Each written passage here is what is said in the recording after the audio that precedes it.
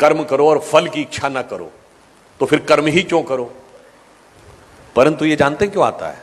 जब आपकी छोटी सूक्ष्म दृष्टि होती, हल्की दृष्टि होती, तो आपको लगता है कर्म करने से मुझे कुछ प्राप्त होगा। जब विराट दृष्टि होती है तो निष्काम कर्म का भाव स्वतः उत्पन्न हो जाता है। अब मैं आपसे पूछूं कि हम सब यहां बैठे हुए हैं, हम अपने शरीर को एक यूनिट मान लें और इससे माइक्रो लेवल पे बढ़ें और फिर मैक्रो लेवल पे बढ़ें।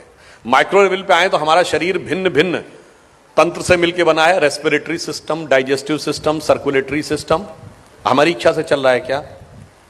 अपने सिस्टम से चल रहा है। हमारे शरीर के जितने तंत्र भिन्न भिन्न अंगों से बने, हार्ट, लिवर, किडनी, हमारी इच्छा से चल रहे हैं क्या? अपने नियम से चल रहे हैं। उसके अंदर जितने भी टिश्यूज हैं वो हमारे सिस्टम से, हमारी इच्छा से चल रहे हैं? नहीं।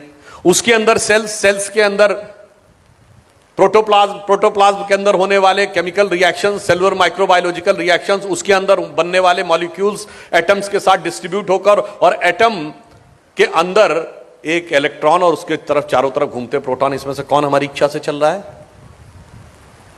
हमारी इच्छा से तो नहीं चल रहा है। अब आइए आप विराट पे, हम खड़े हैं, इस धरती पे खड़े हैं, धरती का इकोलॉजिकल सिस्टम हमारी इच्छा से चल रहा है। धरती अपनी एक्सिस पे घूम रही है, वो सूर्य के चारों तरफ घूम रही है, सूर्य गैलेक्सी मिल्की वे उसके सेंटर पे घूम रहा है, बिग बैंग तक आप मल्टी यूनिवर्स तक चले जाइए, हमारी इच्छा से है क्या? नहीं। तो इसका अर्थ क्या हुआ? जब इस संपूर्ण सृष्टि के क्रम में हमारा नियंत्रण परिणाम पर नहीं है, हमारा नियंत्रण केवल कर्तव्य पर है।